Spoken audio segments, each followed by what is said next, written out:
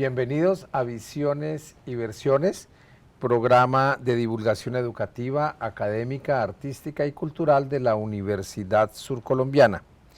Visiones y Versiones es un programa que se hace con los auspicios de la Vicerrectoría de Investigación y Proyección Social, de la Dirección Administrativa de Proyección Social y Proyectos Especiales, de la Agenda Cultural y el Centro de Producción Audiovisual de la Universidad Surcolombiana.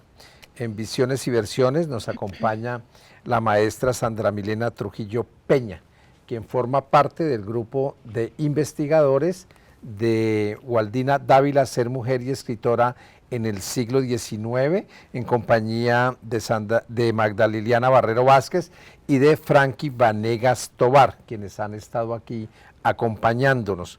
Forman parte del grupo investigador de investigación de este libro como parte del trabajo de investigación de la maestría en literatura en la Universidad Tecnológica de Pereira, que tiene un fuerte énfasis en investigación de la literatura y la cultura regional en Colombia. Sandra Milena Trujillo Peña es egresada de la licenciatura en Lingüística y Literatura de la Universidad Surcolombiana, magíster en Literatura de la Universidad Tecnológica de Pereira y de estudiante del doctorado en Literatura también de la Universidad Tecnológica de Pereira. En la actualidad es maestra en la Universidad Surcolombiana en el programa de Comunicación Social Periodismo en el área de lenguajes, medios y narrativas. Hemos abordado los temas de Waldina Dávila, la investigación.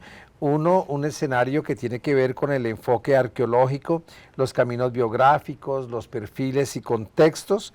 Hemos abordado la poética y en este momento con la maestra Sandra Milena Trujillo vamos a abordar lo que tiene que ver con el análisis de los imaginarios sobre la mujer en la narrativa del siglo XIX. Bienvenida, maestra Sandra Milena, a Visiones y Versiones. Profesor Robinson, muy buenas tardes, muchas gracias por este espacio y por la invitación. Bueno, en este contexto entonces hay que ubicarnos en el siglo XIX, en los imaginarios femeninos de las mujeres colombianas, en un escenario que tiene fracturas y tensiones entre el conformismo y la rebeldía de las escritoras colombianas. Sí, bueno, el siglo XIX en Colombia es un siglo importantísimo para la mujer que empieza a incursionar en las letras, porque marca, ¿no? Marca el inicio de la profesionalización de la escritura hecha por mujeres. La mujer siempre había escrito, ¿no? De hecho, desde el siglo XVII ya la mujer escribía. Aquí en Colombia son conocidos escritos de monjas, ¿no? Como Jerónima Nava, por ejemplo, pero son escritos que no han sido estudiados desde la academia, sino hasta ahora, ¿no? Que se están recuperando esas voces.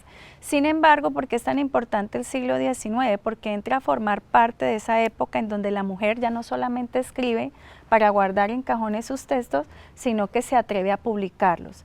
Y solamente el hecho de que los publique ya las hace transgresoras, ¿no? Teniendo en cuenta que la escritura pues era un campo especialmente destinado para los escritos del hombre y para que ellos hicieran uso de esa voz que finalmente pasaba a convertirse de una u otra forma en discursos de la esfera pública.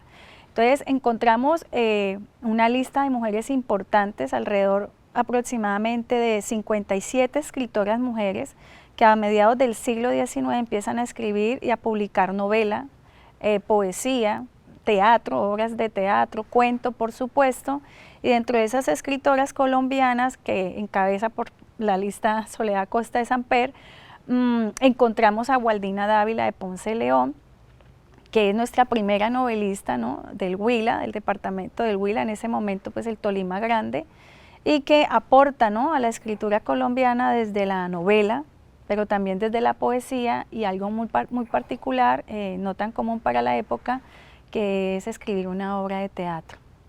¿Qué es lo que hace que Waldina Dávila adquiera como un régimen de visibilidad distinto, inclusive en la época, que es reconocida por poetas nacionales e internacionales? Bueno, pues Gualdina Dávila es una mujer, como todas las mujeres que se atrevieron a escribir en el siglo XIX, ruptural, ¿no? Transgresora. Se atreven a salir de la esfera privada a partir de los escritos.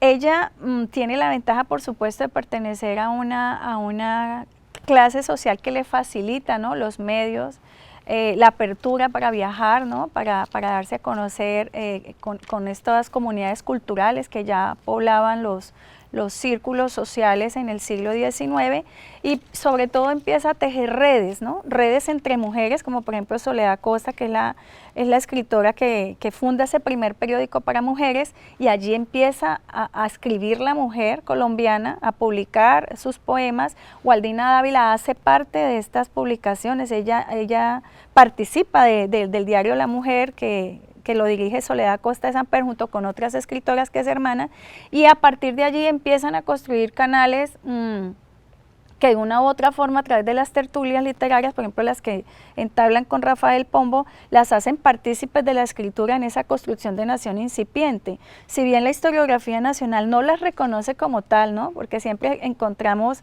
dentro del canon literario el nombre de los grandes escritores, novelistas, poetas, las mujeres están marginadas de esos cánones, que por supuesto hay que hacerle una revisión, y es lo que pretendemos desde estas investigaciones, revisar esos cánones, recuperar la escritura de las mujeres y encontrar allí, por supuesto, a la luz de la época en la que escribieron, aquellos estilos, aquellos lenguajes, y sobre todo ese nuevo mundo que ellas empiezan a presentar en las obras, ¿no? Es la primera vez que la escritora, en el siglo XIX, la escritora decimonónica, empieza a escribir en sus textos lo que sucede en la vida de las mujeres, ¿no? Es decir, la mujer que describe una esfera privada contando qué sienten las mujeres desde su rol de madres, qué sienten las mujeres desde su rol de esposas, pero también qué ansían las mujeres desde ese lugar de enunciación y de esas construcciones de subjetividad, ¿sí?, que ya empiezan a fisurar esa casa patriarcal porque no se sienten cómodas con ese arquetipo de la madre, ¿no?, y del ángel del hogar que el siglo XIX les adjudicó. Y también es la disputa sobre temas que son de dominio de los hombres, pero que quieren hallar una perspectiva de voz femenina y de visión de mundo, inclusive sobre temas que aún son comunes para todos nosotros, como el mundo y el dolor, la belleza y el sufrimiento, el amor y el desamor, el perfecto caballero, todo esto, que eran temas también de la poesía de los hombres, pero que haya una voz particular, singular, en la voz de la mujer, y en este caso de Gualdina Dávila, ¿cierto? Sí, claro, y de hecho, de acuerdo al estudio que hemos hecho, ¿no?, el estudiar sus discursos, el estudiar cómo ella tejió los relatos a partir de las voces de sus narradoras, lo que uno puede, en ese primer acercamiento, ¿no?, porque esta es una lectura de las múltiples lecturas posibles que se le pueden hacer a esta novelista, algo muy importante es que ella hace uso de su lugar de enunciación, ¿sí?, y desde su voz como mujer escritora, teje un discurso a partir de voces protagonistas, que son las que pueblan sus relatos, todas mujeres, ¿sí?, y ya eso hace que sea una literatura que subvierte, ¿sí?, que de una u otra forma transgrede lo establecido, al darles el protagonismo no a los hombres y al héroe, ¿sí?, sino a las mujeres. Son ellas las que hablan en el relato, son ellas las que critican ese status quo del padre que no deja tomar decisiones, son ellas las que ya avisoran una mujer moderna al presentar un personaje que es institutriz, que es maestra, son ellas las que ya, son estas mujeres protagonistas de sus relatos quienes ya construyen ese arquetipo de la mujer viajera, ¿no?, de la mujer independiente, que es una de sus protagonistas, que quiere viajar, que no se quiere casar. Y algo que sí nos pareció transgresor en la obra definitivamente es que esta escritora, siendo o perteneciendo a las élites del siglo XIX, que se cobijan bajo ese arquetipo de la mujer madre, de la mujer virgen, de la mujer ángel del hogar o madre esposa, se atreve a enunciar en uno de sus capítulos de la novela la palabra emancipación, ¿no? Entonces, reclamar la emancipación para la mujer creemos que es el aporte más grande que ella hace desde la narrativa, invitando a una nueva construcción de la subjetividad para la mujer colombiana. Bueno, desde la novela de Valdina Dávila se ha planteado que ella hace una contribución a la idea de nación, a la construcción de nación y a la función en la construcción de nación. ¿Cuáles son las características específicas de esos aportes en la novela? De esos aportes en la novela, sí. Bueno, es una construcción de nación para entonces incipiente, ¿no? Que desconocía a la mujer como sujeto político, ¿no? En uso de sus derechos, ¿no? De sus derechos que vinieron a ser ganados hace muy pocas décadas, ¿no? Entonces una construcción de nación incipiente en donde ya la mujer empieza a tomar protagonismo, ¿sí? No solamente como esposa, sino como formadora de los líderes que van a gobernar en este país. Entonces vemos en esas novelas a las madres que ya elaboran discursos para sus hijos, que orientan el destino del hogar, que disponen también de las órdenes en el hogar, desde un discurso que ya fisura la casa patriarcal, ¿no? Fisura la casa patriarcal y avisora la participación de la mujer en esa construcción de nación desde la educación, ¿sí? Entonces, la mujer educadora, maestra, institutriz, que ella perfila en uno de esos personajes, que va a formar esa nueva ciudadanía, ¿sí? Que va a formar a esos nuevos futuros ciudadanos a partir precisamente de la fundación de colegios que ella también hace, por supuesto patrocinadas por algunos mecenas, pero que en fin ellas son las que lideran, porque eso se trata, por ejemplo, de su novela El Trabajo. Ajá. El Trabajo se llama así porque el colegio que esta mujer funda y del cual es su directora, es maestra y contrata a otras mujeres maestras, se llama El Trabajo. Entonces, es un aporte que ya está haciendo a esos nuevos roles en esta construcción de nación, donde la mujer pasa a tener no un lugar secundario, sino un rol protagónico. Maestra Sandra Milena, vamos a unos compromisos institucionales y ya regresamos.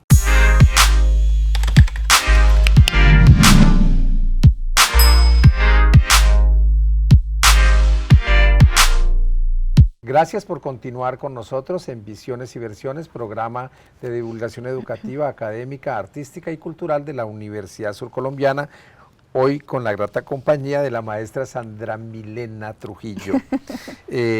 Vamos a continuar, Sandra Milena, con la novela y su función en la idea de nación y sobre todo la actitud y la experiencia vital de la escritora respecto al tema del trabajo. Sí, habíamos abordado el trabajo, ¿no? Con toda la metáfora que implica el título de su obra narrativa, pero además tenemos también en cuenta que no es el trabajo la única obra que ella aborda con ese papel de la mujer que también produce y que también puede generar empleo y generar empresa, ¿sí? Aunque incipiente, ¿no? Y también limitada a los roles de la mujer. Por supuesto, no estamos hablando de una mujer del siglo XXI, pero sí es la mujer que ya promete empresa. Es el cuento Mis Próceres, ¿no? Y tiene que ver allí con las mujeres protagonistas, que si bien hay un momento del cuento en donde ellas sufren esa crisis, ¿no? Ante la pérdida de sus esposos, enviudan, quedan algunas huérfanas. Lo importante aquí es focalizar cómo ellas se superponen, ¿no? a esas secuelas que dejan las guerras, y en un acto de sororidad, como mujeres, como colectivo, se unen, ¿sí? Y lo que hacen es no buscar compañía o marido que les venga a rescatar de esa pérdida, ¿no? De ese fracaso económico, sino que suman fuerzas, crean un colectivo de mujeres tabacaleras y a partir de la fabricación de tabacos generan sus propios ingresos, resisten a la guerra y logran salir victoriosas. Es un ejemplo allí de organización como colectivo en donde se reparten unas funciones, donde salen a promocionar sus productos y con eso logran sacar también adelante sus hijos, sus familias que han perdido padres y hermanos y mostrar un proyecto ya de empresa. Dentro de la investigación ustedes se ocupan de aspectos y particularmente el área que nos toca el análisis de imaginarios sobre el modelo androcéntrico y el ideal del eterno femenino. Sí, todas las obras decimonónicas escritas en especial por mujeres, pues no podían subvertir de todo el ideal de mujer del siglo XIX. De allí que por lo general siempre ellas en sus prólogos, ¿no?, pedían permiso, pedían excusas, porque de una u otra forma recibían aval de los mecenas o de su esposo, porque se supone que la novela escrita por mujeres en el siglo XIX era un modelo para las lectoras mujeres del siglo XIX. Entonces, brindar un personaje que transgrediera el canon establecido, ¿sí?, que no fuese en convergencia con el status quo, con la moral cristiana, con el ideal victoriano, con el modelo del ángel del hogar, no era bien visto. Por lo tanto, las escritoras debían regirse, ¿no?, debían ceñirse de una u otra forma a esos modelos en sus personajes. Sin embargo, encontramos fisuras en novelistas como por ejemplo Gualdina Dávila y la misma Soledad Costa de Samper, que si bien es cierto, no transgreden del todo la casa patriarcal porque no se pueden enfrentar, ¿no?, ellas tienen que circular con sus novelas, sí la fisuran. Entonces la fisuran en el sentido de que ya no es solamente la mujer del ideal victoriano, ¿no?, enfermiza, que muere de tisis, ¿sí?, que es pálida, débil, dependiente de un marido, sino que aquí vemos la mujer fuerte, la mujer mestiza, la mujer que trabaja, la mujer que se superpone a los fracasos materiales de su familia venida menos, que genera, que funda una institución, pero viajera, también es, además, porque nosotros no hay otra los mujer diarios que de es viajes de viajera, hombres. Además de todo, con la plata que ha heredado de su familia, funda un hotel, ¿sí?, y vive de lo que venga en el hotel, pero está también la mujer que, sometida al status quo del siglo XIX con el problema de la endogamia, ¿no?, entonces la obligan a casar con un hombre muy rico, que no le aporta a ella más que el dinero, que a ella no la satisface, porque ella está enamorada de un hombre, por su propio libre albedrío lo ha querido escoger, pero no puede hacer uso de ese libre albedrío. Entonces, obligatoriamente, conforme a las normas establecidas socialmente en la época, a este personaje femenino lo casan, obligada, y finalmente, ¿qué genera estas componendas sociales? Que ella le sea infiel.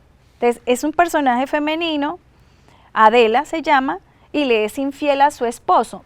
Lo que es llamativo aquí es, primero, que ella represente la infidelidad de la mujer a través de una novela del siglo XIX, donde sabemos todos los castigos que hasta hace muy poco se le generaba a una mujer que era infiel en Colombia, pero la voz narrativa nunca la juzga. La voz narrativa juzga son las estructuras sociales que obligan a una mujer a casarse sin amor y por dinero o por intereses sociales de su familia. Finalmente, la protagonista es elogiada en cuanto al duelo que recibe al morir. La voz narrativa se refiere a ella en una voz de tristeza y de pesadumbre por su final, pero jamás la juzga, y eso nos parece muy transgresor, teniendo en cuenta que la novela en el siglo XIX era modelo de las mujeres lectoras del siglo XIX. Si esta investigación es una interpretación, pero a la vez un diálogo de siglos, ¿qué le dice a usted, Gualdina, hoy?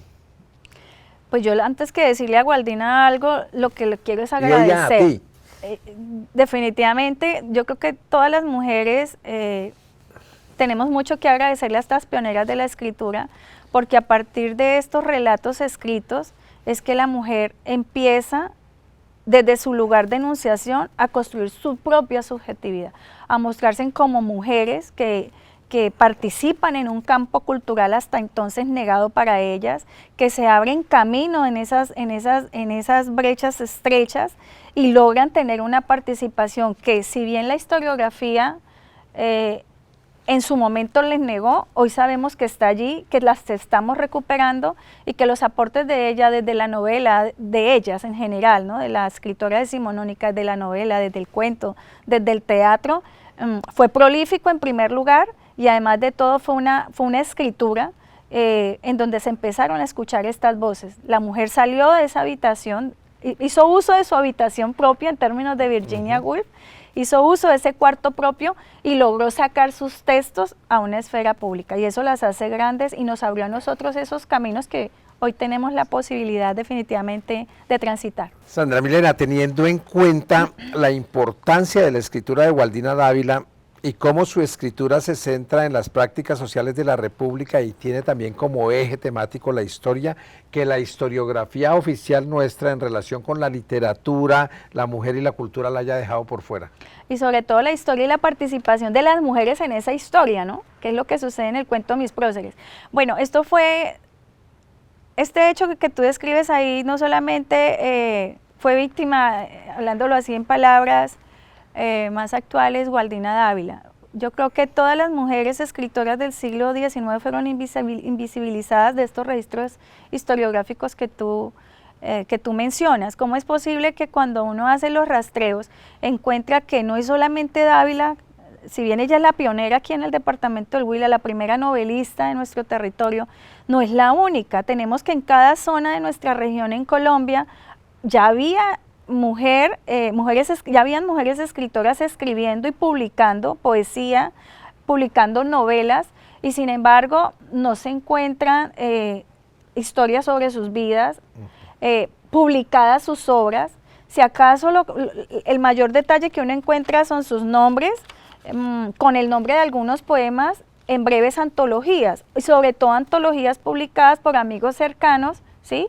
O por quienes en ese momento de una u otra forma tenían el poder a nivel cultural y por ese círculo social al que pertenecían, más consideraban ellos, de acuerdo a Otero en su antología, que les hacían era un favor, ¿no? Mencionarlas, más no por darle valía a sus productos escriturales. Entonces todas fueron borradas de la historiografía nacional, y eso es lo que pretendemos ahora, ¿no? Recuperar esos nombres y sus aportes. Una antología de la penumbra y el silencio. Sí, Sandra excelente Milena, nombre. gracias por acompañarnos en Visiones y Versiones y por poner en consideración del público esta importante investigación. Muy amable. No, gracias a ti por la invitación y por traerme aquí a hablar de un tema que me apasiona. Y gracias a ustedes por acompañarnos en Visiones y Versiones, programa de divulgación educativa, académica, artística y cultural de la Universidad Surcolombiana. Hasta el próximo programa.